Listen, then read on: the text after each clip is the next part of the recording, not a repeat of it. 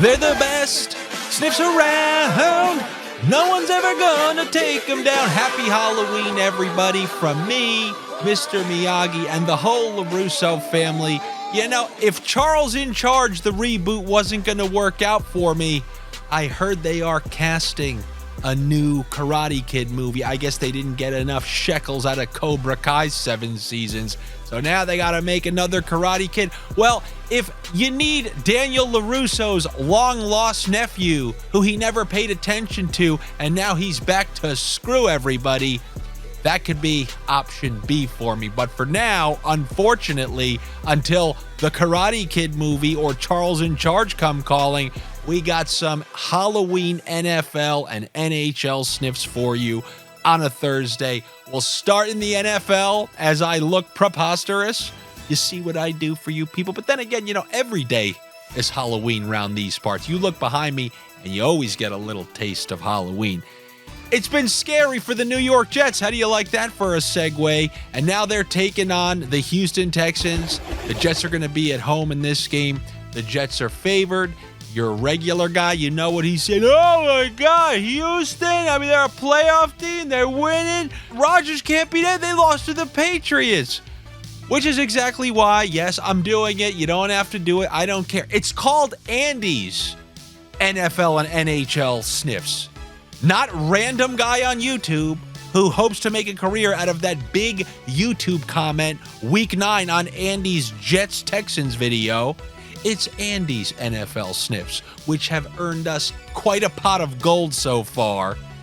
And I'm going to look to continue that today. And I'm taking the New York Jets. -1.5. New York Jets. I'm not going into this whole nonsense.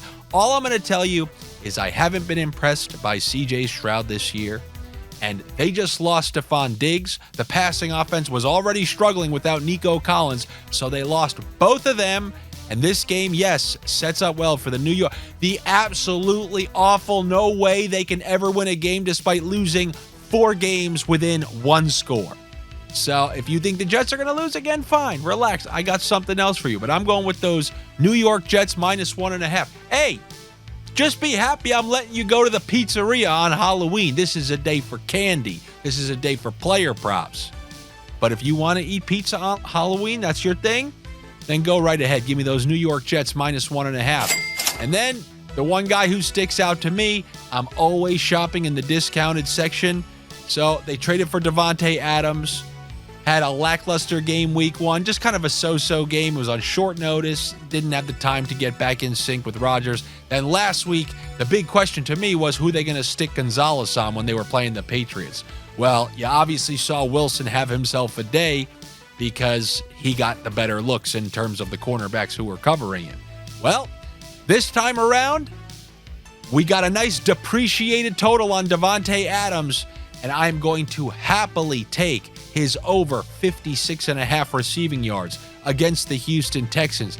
This, in my opinion, is the most likely game that's going to be his breakout. They've had like 10 days together now. I bet you they will be in sync for this one.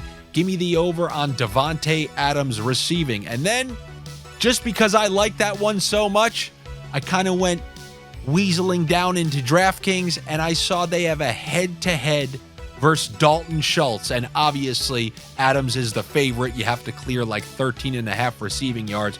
I'm happily taking it. And you can also give me, just like I always do, just give me a little bump up.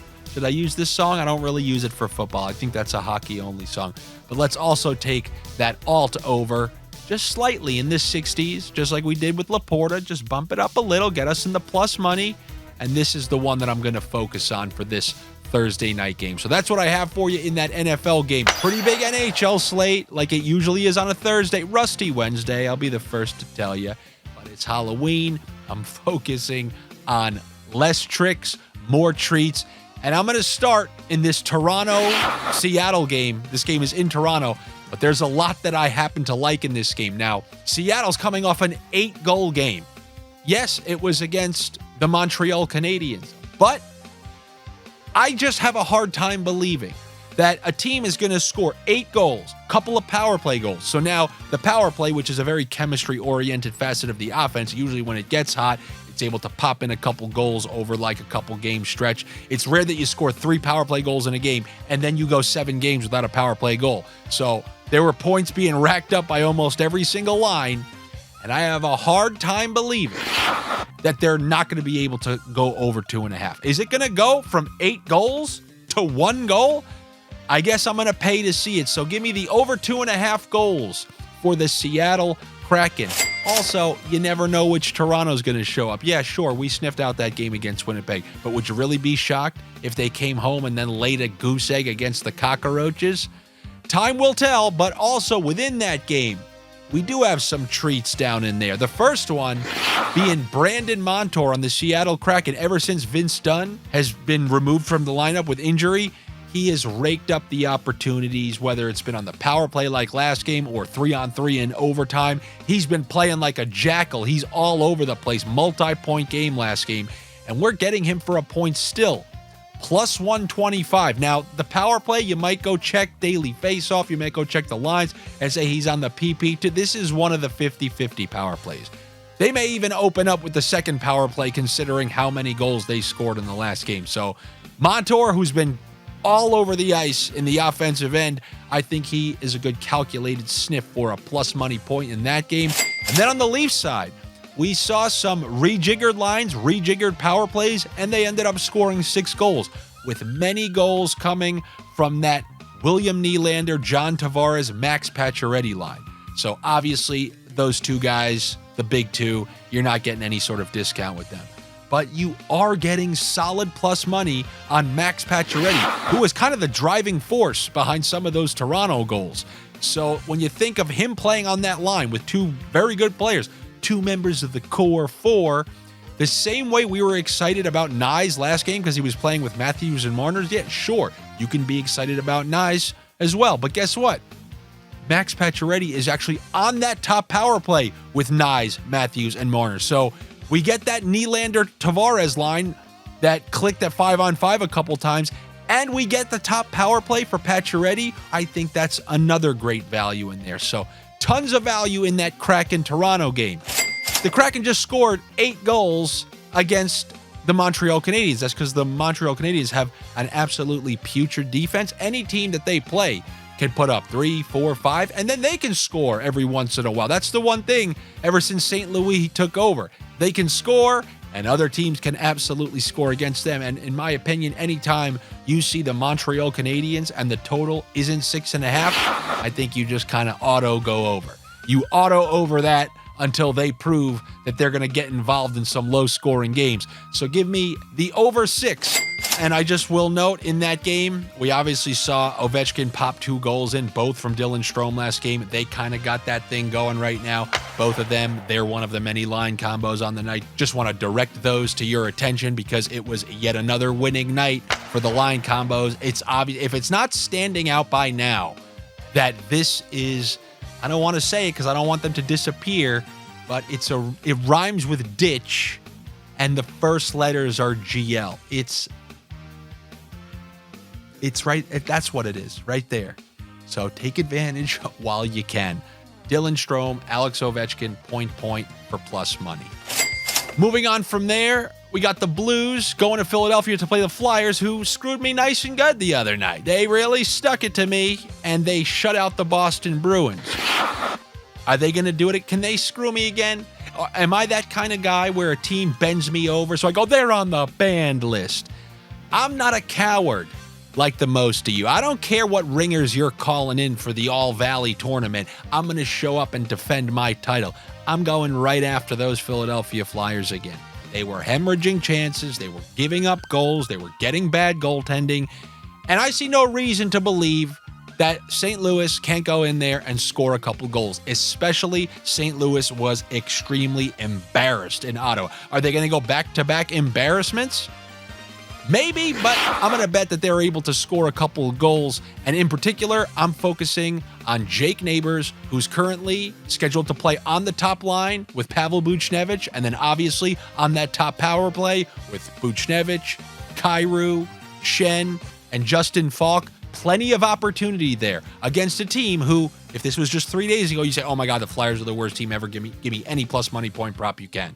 Okay, Flyers had one, I want to call it lucky game. They got good goaltending from Urson, and Boston struggling offensively. Let's see if they can do 2 in a row.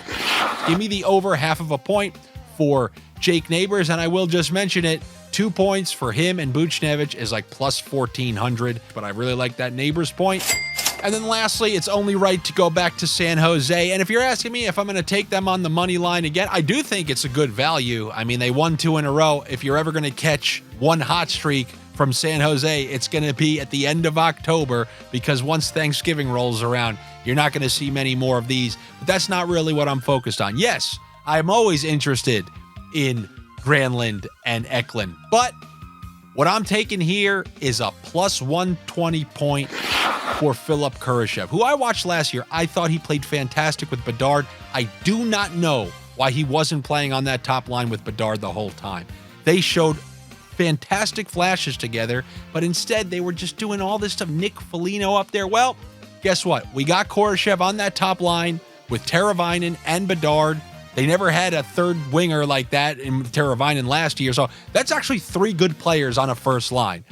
And this is against the San Jose Sharks, who a couple days ago didn't have a win to their name. So there should be some opportunities to score. Now, he is on the second power play, but I believe they should be able to connect at 5-on-5. I mean, this isn't the Florida Panthers defense we're talking about. We're talking about the San Jose Sharks, and I'm sure that Kurashev will have his chances as long as he's playing alongside Bedard. Bedard's like minus 200. Teravainen's like minus 130. I'll take the plus 120 with the guy I know is very good. Give me the over 0.5 point for Phillip Kurashev. And always, just because I want to bring that juicer to your attention, Charlie Coyle under 0.5 point. They're rejiggering their lines. He's centering the 4th line. And as I told you the other night with Bunting, use Bunting as a juicer. You have a few chances to take under 0.5 point on 4th liners throughout the course of the season. We had one the other night.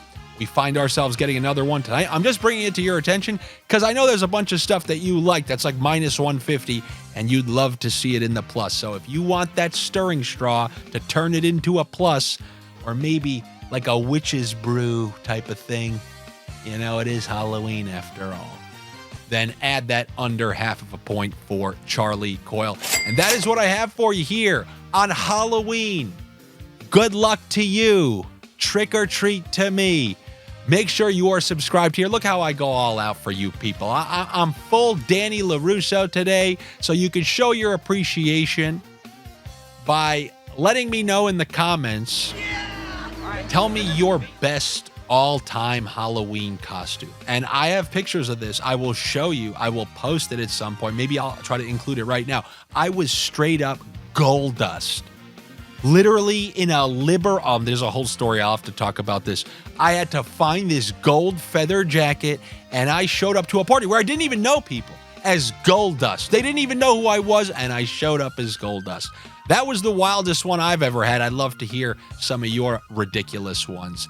Anyway, make sure you are subscribed to my channel here so you know when you get these videos. Click those notifications. You get them in the middle of the night. Sometimes you get them early in the morning. Sometimes you get them in the afternoon. Sometimes it's like 10 p.m. It all varies, so I think it would behoove you to click those notifications. Leave a comment, like the videos, and if you really want to show your appreciation, you can become a minority owner of this show. Do you see any sponsors around? Also, if you want to put something on this show, don't reach out to me with some half-ass shtick about like, oh yeah, man, no, we can do like an ambassador. You scratch my back. I'm not doing any of that. You got to bring out the big fat checkbook. I'll put your logo right there, and I'll say, yeah, I eat some Snickers on Halloween. So Snickers, you want to join the party? You let me know. That's a free advertisement right there. But you are a good Halloween candy after all. But I don't need you because I got the fine people on the Patreon. Hopefully, I will see all you guys over there. If not, I'll see you tomorrow. We got more Sniffs and a Dave and a Dan, and I know you'll be there for all of it. Take it easy. I look forward to it. I will talk to you then.